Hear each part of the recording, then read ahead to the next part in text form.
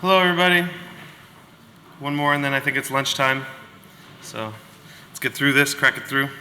So I'm here to talk to you guys today about the narrative review process that we invented at Ubisoft for getting useful feedback on our stories. Who are we? Obviously, there's only one of us here right now, but it's just to explain that I invented this process with a colleague of mine. So my name is Jonathan Dankoff. I'm a user researcher at Ubisoft Montreal. It'll be my 10th year working in user research in like 2 weeks, which is pretty exciting.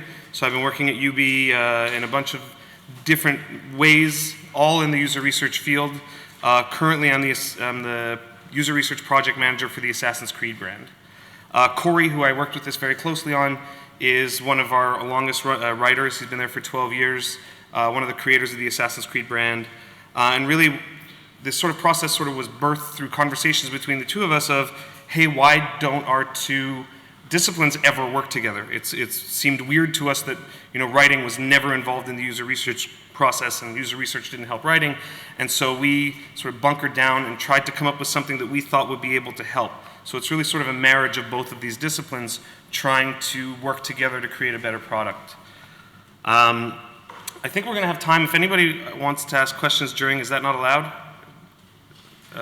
Okay, well, you can ask me questions. No? Yeah, if you want to stop me in the middle, I think we'll have time. So if you have questions throughout, just feel free to ask me, and we'll do it that way. But I'm going to talk to you today about the narrative review process. So I'm going to talk to you a little bit about why I think we need it. Why is this an important thing to be doing? What is it? How does it work? And why do I think it helps? So this is sort of a refocus of a talk that I already gave at GDC, if any of you guys were lucky enough to be there, where I was addressing a room full of writers, trying to get them excited about the idea of working with research to make better decisions in their story and their narrative. Today, I've sort of flipped it around a little bit. I'm going to be talking, obviously, to a room of researchers, trying to focus a little bit more on the nitty-gritty of how we actually do it and how do I run this process at UB. And then, yeah, if I go quickly through why, it's because I hope that you guys believe in the idea that research is important for narrative. If you want a little bit more, you can stop me, we'll talk about that, or you can watch the GDC Prez on the Vault if you have access, but I'm going to sort of go quickly on those parts. But still, why? So I think there's a few reasons that we need to be more involved as researchers in the narrative aspect of our games.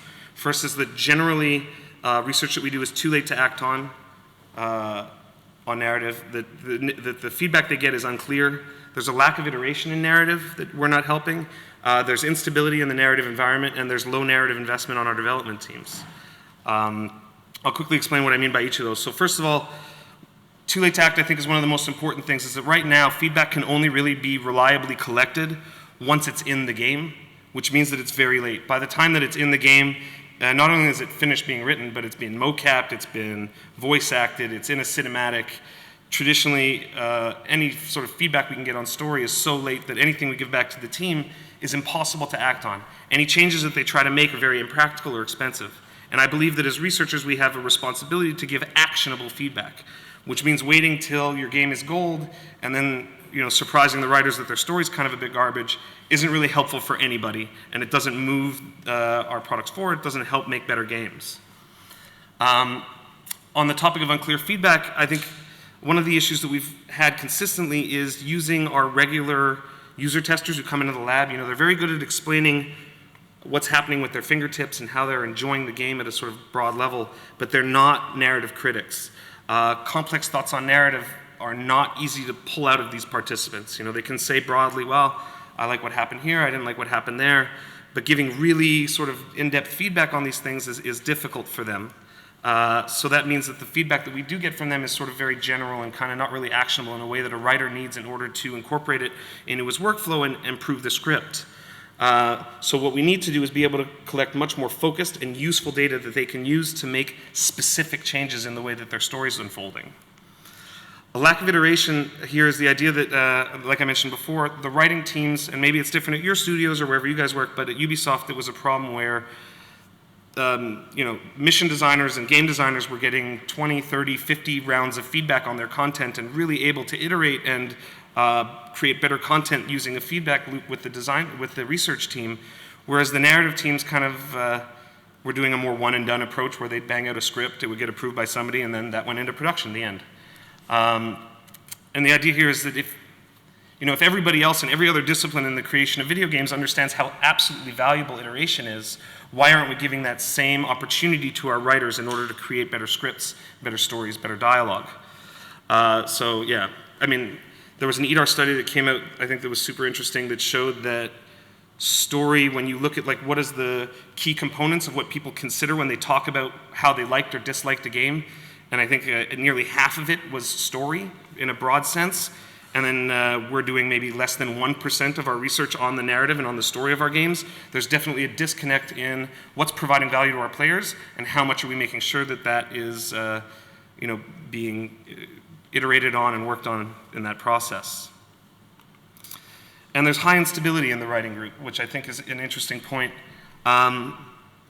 So they get a lot of unsolicited feedback throughout the process, and they're sort of bombarded constantly because everybody that has a keyboard is technically a writer because they make words on a screen.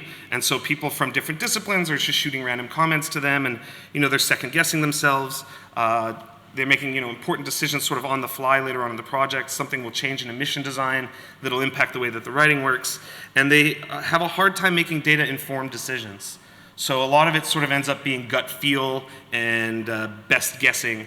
And they don't have the sort of opportunity that other designers tend to have where they can refer back to something a little bit more concrete and say, look, this is a decision that we made with the best intentions, with the best data that we had at the time. And the low narrative investment, this one's a little bit more structural, but I think that doing more user research will help address this issue, is that narrative from people outside of the narrative team tends to be considered a low priority. So not everybody will read the script or read a treatment. I don't know how many people in this room have ever actually sat down and bothered to read through an entire script. It's sort of arduous and it's not really in your job description, so it's not something you do. But narrative has impact on every portion of the game that we work on, and so leaving that out can be problematic, I think, in the way that we make games. Especially when you start to see a lack of context given by the narrative and the way that we're working, and that leads to ludonarrative disconnect, where you have a story about saving a princess, but the gameplay is about murdering 1,000 turtles. It's a weird example, but you get the idea. So what is the solution that we came up with? So it's a narrative review process. Basically, we take the narrative, we run it through a user research thing, and then we synthesize the report, synthesize the data, build a report, and give that back to the writing team. And I'll explain in depth how each of those sections works. So you start by reading, then you write up some stuff, then you analyze that stuff, and then you discuss it together. So how exactly do we do that? The first is to pick what they're going to read. So what we use is a treatment. The idea of the treatment is it's not quite a one-pager or a summary. It's not quite a script. It's somewhere in between. So what you're looking at, for example, on a game like Assassin's Creed, each sequence is a page. It gives you the main story blocks, the main actions, the main ideas of what the protagonist is going through, but without dialogue, without all that other stuff. You're looking for something that's between 5 and 15 pages at best, if you can get something around there. The reason why is simply, if it's longer than that, you're going to have a really hard time finding people who are able to participate, because reading and giving notes on 15 pages of content, or 30 or 300 pages of content, can take a really, really long time. Less than 5 pages, and you're sort of getting a really much too vague a picture of what's happening to give good feedback to the writers and let them really understand where they can improve. The other nice thing about a document of this level of granularity is that it's usually available near the end of conception. I don't know if everybody uses the same terms for their production, but before alpha, end of conception. It's available early, is the point. So it's not something that you have to wait a super long time to get your hands on. It's something you can get a hold of at a point where, for example, if your mission designers are taking this document to start building their missions, changes in that document don't have cascading effects throughout the entire production for years to come. You're in a place where there's still some malleability in the narrative. And one of the things that's interesting that we didn't do the first time, but we've started adding since then, is adding other assets. So at the same period in time, generally you'll have an art group that is creating concept art, character design, rough sketches, and you can include these to give a really nice amount of context without a ton of extra reading. So seeing a picture of the protagonist or even a rough sketch of him will help the reader understand some parts of it. And it's not something that we're necessarily collecting feedback on its own. Maybe you do that separately. That's another thing that we do. But in the context of reading the treatment, it really helps people get into the space and understand what the story is that they're reading. So now the next thing is to pick who's going to read this thing. We use 2 separate groups for a total of between 6 and 12 people, depending on how many you can grab. So we use peers from the writing community, and we're lucky at UB to have a bunch of writers. Other studios with less writers, there are some other options that I'll talk about in a little bit. And we use stakeholders of the story in the project. So these are people who work in game design on the project, level design, creative direction, that are leads in some capacity on the project. These are people that work with the narrative and will need to use the narrative in their day-to-day to be able to create the game, but aren't writers. And the reason, we don't actually take writers from that project. So we'll take writers from other projects, and we'll take people from the project, but writers from the project are our client, and having them give feedback in this process doesn't really make sense, right? Okay. So this gives us 2 super important points of view. The writers that are from the writing community can give really detailed, crunchy feedback, like from a craft perspective. So they can talk intelligently about pacing and motivation and all these other things that non-writers maybe don't have like the lingo or the training to talk about very specifically. Whereas the designers are able to give highly contextualized feedback based on the game that they know that they're making. So these are people who understand the creative direction and the vision for the game, but maybe can give a different point of view. So a level designer will frequently come back with very interesting comments about, the structure of that section based on how they're able to create missions that support it, which gives a different POV than the writers can. And so these 2 groups together, I think, give a really nice internal picture of where the narrative is and how it's formed. So the next thing is to give them the treatment, that group, and have them start writing. So we give them about 10 days to read the script and take notes. What's important is to lie to them a lot. So let's say you start the process on a Wednesday, you give them to the next Wednesday, then extend it to like the Friday, and then give them one last chance to do it till Monday. And then generally you'll have most of them finishing it up on time. But that's sort of one of the little tricks that I've had to use, because otherwise you're not going to get all of your feedback. So every section or chapter contains, depending on how you get your feedback, we use a digital survey tool. We'll have a link to a little section with questions and notes and information that we need on each of those sections, as well as a small box to ask a question to the writer, and I'll explain why we add that in a second. And then finally, at the very end, we have a longer questionnaire that covers a bunch of other topics of interest for the player, or for the writer. So this is just an example of sort of what our tool looks like. I'll explain it, but it's one big box where it's like free-form comment entry, a battery of little questions, and then the question box. And this is the section-on-section area and how it looks on our tool. So what questions should you bother asking? Like, what are you actually looking for? So in the note box, the first thing is, what we want it to be able to do is really closely tie into the script note methodology that writers already use. So it's something very natural for them. We don't have to teach them how to do it. They take notes in the margin, or they'll scribble things underneath, or they, if they're digital, they'll use the markup function in Word to leave comments in boxes. But we ask them to then transcribe that into our tool so that it's easier for us to collect, using a really simple notation that uses like page number, paragraph number, and line number if necessary. So you'll see here an example of a comment would be like paragraph 7, page 3, line 2, I don't think Tim would punch the goat, for example. So that really, like when you have all of the comments that way in that one same format with a very simple thing, what it allows you, it just makes it way easier for you to regroup and synthesize and start to understand where comments belong and how they work. And then obviously there's, we just use G for general if there's comments about the section as a whole. And so this, it mirrors very closely how script writers are used to doing it. What we found is that with the game designers, they need a little bit of coaching of what the process is like for giving script notes, but it's something that, with one example, they're able to be like, oh, okay, I get it, and they'll do something fairly similar. For the actual questions, we developed these questions both like from a user research perspective and with a group of writers to try to understand what is important to them when they're looking at a script. Like, what are the things that they need to have validated for their script to be comfortable in knowing that they're on the right track? And so the questions that we settled on are obviously the first being appreciation. Did they like it? Very simply, from totally disagree to totally agree. I enjoyed this section of the script. The next is comprehension for the reader. So I understood what was happening in this section of the script, because that's clearly, a big important thing. If you don't know what is happening or why it makes sense, then you're going to disconnect. There's also interest, was one of the things that the writers identified that was very important to them, is in any good story, you should constantly be curious about where it's going to go next. And in places where interest drops off, then you have a sign that maybe you're not either foreshadowing or you're not pacing properly, and that gives them a good look into how their story is unfolding. The next two are more from the protagonist's point of view. It's something that they often had questions about. So the character motivation.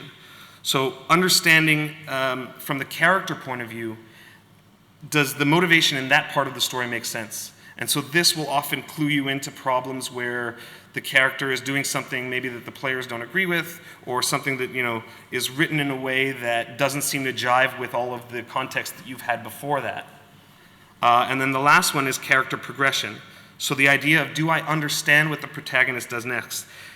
We fought about this one quite a bit. I thought it was interesting. What we found so far is that the idea of understanding what the protagonist does next and the idea of interest, so far, in the few times we've been able to run this, have been quite closely linked. So knowing what your character is doing and then what he has to do next tend to come together. But there are also differences and there are reasons they can be separate. But generally, if you have a problem in one place, we'll see a problem if you have a problem in interest, you'll also have a problem in progression and vice versa, which leads to some understanding about where they need to do a little bit of additional development. So those are the questions that we ask at the end of every single section, and we take those and we can make that into a nice chart where they can understand relatively one against the other, where are their weaknesses in the script. These aren't questions that will necessarily look at independently, looking for a minimum score, or else we have to go work on it. It's really looked at more relatively to the rest of the plot to see where things are high and where they're dipping. There is also a notion of pacing that they're very interested in. So the writers themselves will say that there are some parts where they are willing and happy to accept a slightly lower appreciation of the story beat, because for them they're trying to create narrative tension and a narrative pacing that will keep people engaged. So that's something that we'll still talk about, and we'll mention that it's lower. They will justify it themselves, and we'll talk about that a little bit again after in the next part. And then finally, the questions to the writer. The reason that we started including that final box in the per section question is that with script notes and with our sort of question battery, we found that we were getting a lot of very precise sort of granular information about the story overall that was pointing to specific problems, but we weren't getting a lot of sort of broad, holistic point of view questions. And what this allows the people from the peer group, the review group, to do is ask sort of broader questions to the writer in a way that is less a criticism and more, hey man, I'm trying to figure out why you decided to do this. And those end up being very, very useful, because it's not strictly just criticism. A lot of it is just, pushing the idea of thought-provoking questions and trying to get the group to interact better in terms of creating a better story. In the final questionnaire, what we'll do is, again, a bunch more questions to the reading group. The first is just overall high-level likes and dislikes, to understand, as a full story now, what are the things that you got into, what are the things that you thought needed some work? And then along with that, we'll ask the most memorable moment of the script. So what was the part that you were like, yeah, that's badass? Immediately after that, what's the part where you were like, nah, that doesn't work at all? One of the things that we miss when you're doing that section thing is favorite and least favorite characters. We asked that at the end. One of the other people that has run this study, because they were working on a game that was very character-driven, actually moved it from the final questionnaire to the second, to the chapter by chapter, because there was a new character introduced every chapter, and understanding how people related to that character was much more important for that writer. So there was a lot of variability there, and we were able to move it around. And then again, another sort of more broad question on the resolution or the ending of the script, of the satisfaction of the wrap-up. You might get some of those comments in the battery for the final section, but we felt it wasn't enough, and we really wanted a broad level question at the end to ask people and really force them to think about, okay, from the beginning to the end, the way that this all ties up nicely, does it work for me? Does it make sense? Is it satisfying? And then finally, and this is going to change on every single project and every game that you run this on, but your lead writer will have a bunch of concerns about their script, and that'll end up being very important as part of the information that you're able to gather for them to be able to answer stuff, particularly in this one place, does the tone convey X, or does the pacing feel too fast or too slow in this place? And so there's a couple of those things that you'll do custom for each script. So once you've collected all that, you've got it all together in whatever tool you got or how you do it, the next step is to really sit down and start to analyze and synthesize these results into your first sort of preliminary report. Everybody has their own text coding techniques. Even within UB, people sort of get to this analysis thing differently. A lot of you know David Tisserand, who, when he came to UB Montreal, brought with a mind manager, and that sort of changed the way that we do a lot of our compiling and synthesis and coding. So that's the way that I prefer to do it now, is just take all of the feedback and start dumping it into concept columns and make a nice map that way before I go into the analysis. But you take that, you group it all together, you split up the ideas, and then you look for sort of overarching theories that will explain the reasons people are complaining about things. So even when you have a bunch of comments on one very specific thing and comments on another specific thing, what you'll find often is that there is some sort of, because it's a story, there's a lot of connection and meat between the two that you can kind of suss out as a researcher and try to explain, like, they're complaining about A and X, but there's a link between them, and I think that if you fix this one thing, you might have an opportunity to really alleviate both problems, which is super important. One of the other things that's important when you're doing your analysis is to separate content criticism from technical corrections. So there are going to be more sort of broad comments on the story that you want to group together, but then really technical corrections, I'm trying to think of an example like tense problems or these things, you're going to get a few of those that you're going to want to include sort of separately that become just sort of like a fixed list for the writer that are not larger content concerns. So one of the things you need to look for, generally, I mean, when I'm doing sort of analysis on some of this stuff, we'll look a lot more for consensus. But one of the differences when we're doing it on narrative is that we're looking as much for diverse opinions as we are on consensus. We're trying to find places where people don't agree so that the writer can see that he's creating sort of a schism. And sometimes it's great and that's what they're looking for. Other times they're trying to converge it. And so it's important to look at both of those things. And then what we discovered the first time I ever ran this is you have to be very careful about super overwhelming negativity. So the sort of nature of giving script notes is one that you're talking about the parts that you don't think work. And you end up with like a 70-page report of y'all fucked up, which nobody wants to take home and read for 2 days. It's really not a lot of fun. So you want to try to find like areas and try to force your readers into giving feedback on things where they actually just are saying like, I think this section works really well. Because then that can give the writer additional information of, if the next part doesn't work well, don't change all of it. Keep this backbone, but work on the connective tissue or something like that. And it becomes a very important part of the process. I think as user researchers, like when you're giving feedback on level design, we don't give a lot of like pats on the back of like, yeah, good work, you made it. We say like, he got lost, fix that. It's not really something that you can do as easily with writers. They tend to be a little bit more touchy-feely about being told that they're terrible. Just kidding, right? Okay. So then the last part, so then you ship your first report, and then there's this, it's super important, this final step, and I would strongly recommend if you're going to try to run this type of study, don't skip the last bit, which is a discussion group. So as a researcher, once you finish your first preliminary report, you give the writer some time to read it and a little time to heal, and then you sit down with them and you really go over the entire report and look over all of the most highly weighted criticisms, the most divisive comments, all of the questions that they have to the group, and from there with the writer you create a moderation guide for a discussion group. It's part discussion group, and then sometimes it will veer into brainstorming if that's what the writer feels he needs at that moment. So if there's something that they just want to talk about because they want to understand why the reading group didn't get it, then that is more discussion-y. And then there are other parts where they're like, listen, I see what they're saying and I have no idea how to fix it, then for those parts you can move into brainstorming of concepts to change the way that the story is being told in order to address those issues. One of the important things is, if you have 12 people in your reading group, you don't need to invite 12 people to a round table. It's going to waste everybody's time. Pick the people that had really interesting, insightful comments that you think will add to the discussion and be helpful in the generation of better ideas. And then this is why I think it's such an important part, is because now you take the results of this discussion group and this brainstorming and you add that as an addendum to the preliminary report. And what this does basically now that I think is super important is the idea that, let's say out of your reading group, 8 out of 8 people really hated something. What we're not doing is trying to tell the writer, well, everybody hates it, change it. You are mandated now by me to fix your script in this place.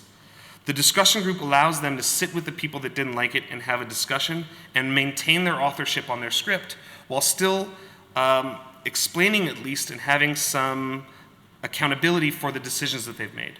So they retain their authorship, but in that discussion group they'll say, okay, I get it, everybody hates this. I have to do that part, for example, to make you hate this character because it's important for a payoff later. Does that make sense? And then we'll talk about that. And so then when you deliver that final report and it goes to whoever your management is or your creative director, they'll be able to see, okay, this is a decision that we're making to not change this part that doesn't work based on information that we have. And it sort of changes the way that the report is received by the writer and makes it a lot more of a collaborative process rather than like a shit list of things to fix. Make sense? So that's pretty much for the method. Yeah.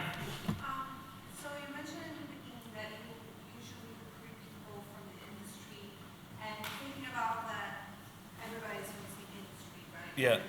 You're working together, and at a point, I'm gonna, write lots of shit about somebody's script. Yeah. And I have the discussion to go and sit with them and give that feedback.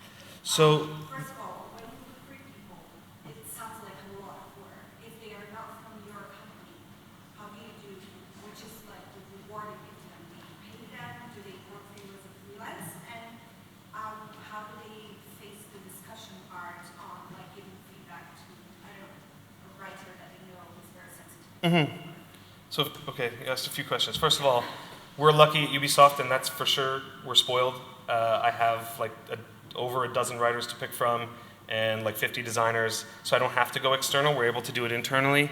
One of the people that I spoke to that saw the talk at GDC has run the same process with consultants, so members from the team, and there was only one writer at a studio, and so what he did was he hired, I think, 3 or 4 consultants to come and be able to do it with them. The other part is when you're doing the analysis, obviously everything becomes anonymous. And because you're looking for sort of consensus and you're looking for divisiveness, you're not singling out single people's comments. In the discussion group, it becomes not, you said you didn't like that thing. Explain to the writer why you said that. And it's more, look, we all agree that there's a problem in section 4. Let's talk about that problem, why you think it's a problem, and how we can move forward to improve it.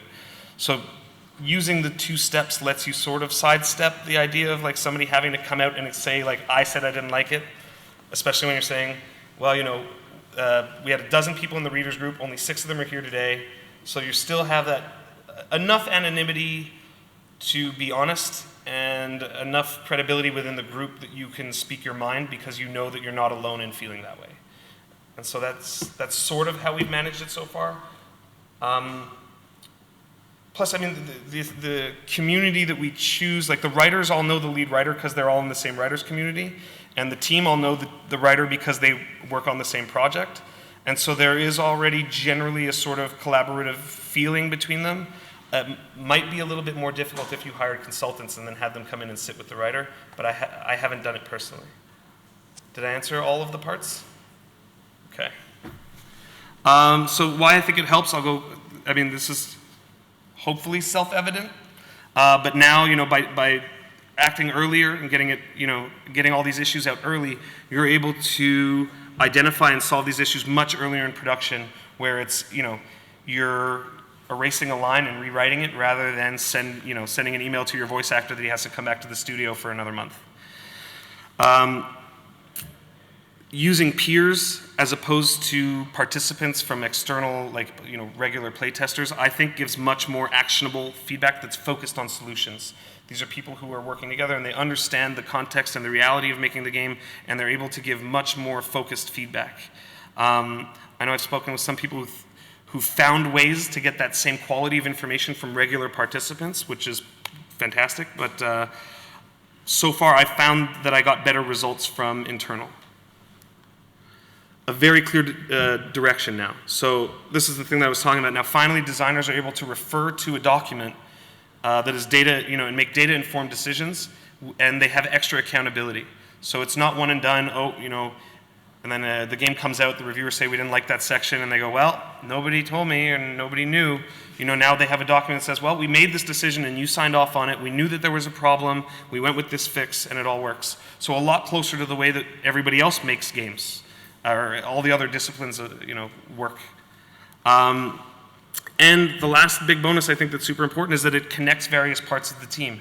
So by bringing in creative director, level designer, game designer, and making them part of this narrative process and making them feel like they're able to give constructive feedback and work with the writer in a way that makes everybody sort of a much more cohesive group, has tons of other benefits on the team outside of just the narrative is better. You're really pulling together a group of people that maybe don't necessarily work every day with a writer, and giving them a better sort of connection to that part of the experience and making them understand a little bit more the context of the way that the game is being made. So, did I go super quickly? Yeah. I think one of the interesting things is, just finishing up, is the process is super simple. I hope you guys saw that it's not the most complex user research process. It's just something that me and Corey noticed was definitely not being done at Ubisoft, and as far as we knew, wasn't really being done much elsewhere. And so we came up with this to try to address that situation. And one of the other things, it's super, super easy to customize. So I have my framework that I made up, and it's the way that I like to do it. But for example, one of my colleagues at Massive in Sweden, Lisa Skirando, took this and completely tore it apart and rebuilt it in a different way because she didn't have as much time and she didn't have as much resources. So instead of getting a writer's peer group, she sent an email to all of the secondary services of the studio, like accountants and other that, and asked them, like, who is a big reader here and feels like they can give good feedback on writing? And that was her second group, was people who like to read, because she felt that they would be able to give good narrative feedback. She also changed the timing, whereas I sort of handed off for 10 days and then harassed them and lied to them, and I'm super mean. She brought them in, paid for their lunch, and then booked their afternoon after lunch to sit in a room with a laptop and read it and give feedback that way. And she was able to bring the timing down from, I think, from start to finish, for me, it takes about 3 weeks. She was able to do it in about 1 week. It was a little shorter, a little bit different. She had different questions and different goals, but part of her test structure allowed her to make it a lot shorter. I think there's a way, if you absolutely had to do this even on a longer script. But the point is, it's really, really valuable, and it's really easy, and it pays off so much. Get involved with your narrative teams and try to help them make better decisions, and we're going to make better games. That's what I got. Bingo.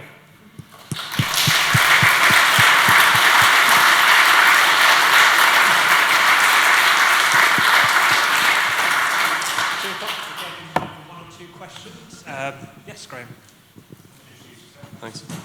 Thanks, Jonathan. I'm Graham from Player Research, and I'm going to ask the really obvious question that you've answered a million times before. This is obviously a very subjective area, narrative, and two of the points you mentioned somewhere was data-driven and clear goals, clear objectives. You do this for a clear direction forwards. How do you get that from such a low number of users in such a subjective area? You're right. So in the times that we've done it, the problem areas and the areas that we thought we really needed to address with the writer tended to come out very strongly, even with a low number of users. So it wasn't a divisive case at all? It was kind of consensus? Even when it's very divisive, it's divisive enough that it's interesting to talk about. Again, you use the word data-driven, and I'm going to steer you back to data-informed, because the goal for us is not to say, 8 people said X, do X. The goal for us is to say, there is sort of a vector of problem over here that we want to discuss and then we'll sit together and we'll talk about it and come to conclusions and at least have some form of rational, thoughtful discussion on the topic that is then used to make a better decision. It remains authorial and it remains qualitative and it remains always sort of a gut thing when you're writing, but the idea is to point them in a direction and make sure that they think about it, that there are no surprises. And so yeah, it's definitely not like, yep, 8 on 8, do that thing. And we purposely steer away from trying to give that impression because nobody would want to do it. Has there ever been a case when a writer has pushed back and said, no, I don't believe this? Not that they didn't believe it, but there has been times where they pushed back and they said, I'm not making that change. I don't agree with that. Or this, there was a part of the story that people were like, I don't get this. This decision doesn't make sense for the protagonist. And they were like, well, that's the decision. He has to make sense to drive the second half, and that's where we're going. And I can't change that without having to rewrite half the script, and then it'll throw everything into chaos. But the important part was that all happens on tape in a discussion group, and then at the end it goes into the second part of the report where we say, listen, this decision was made, we know why, we have a good reason for it, and then maybe there's some parts of it that we can massage to make it a little bit better, but this is how we're going to move forward. Okay. And at the end of the day, once the reviews start rolling in and everybody's looking to point fingers at something that went wrong, they at least have some form of accountability and they have some form of evidence to show that they made a decision based on the best data they had at the time, and that was what they went with. And so it just gives them a better basis to start to work from. Someone else at the end there, so if you mind passing it along, Graham, to the end. Hi, Ivan from Infinario. I would like to ask if you do some kind of postmortems when you have enough data.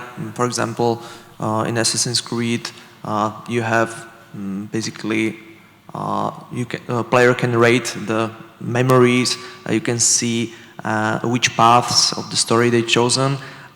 If you get back to the table, sit down with this document you've previously made up with peers, and compare it to the quantitative data. Yeah.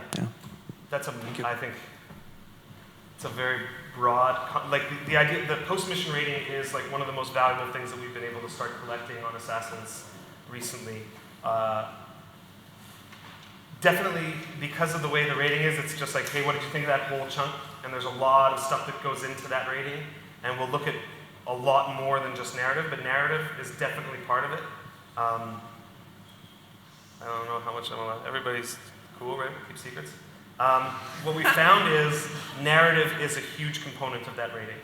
So when we look at from our pre-launch scores for other things and our post-launch those ratings, we find that missions with a large narrative component tend to sway that vote very highly.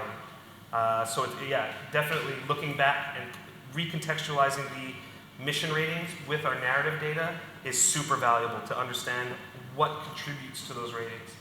Because so much goes into that rating, right? We're looking at all of the stuff that we're able to track and all of the other information that we were able to gather pre-launch and trying to make sense of it in order to guide the future games. I guess, the answer is yes, plus a billion other things. Thank you. Thank you very much, Jonathan.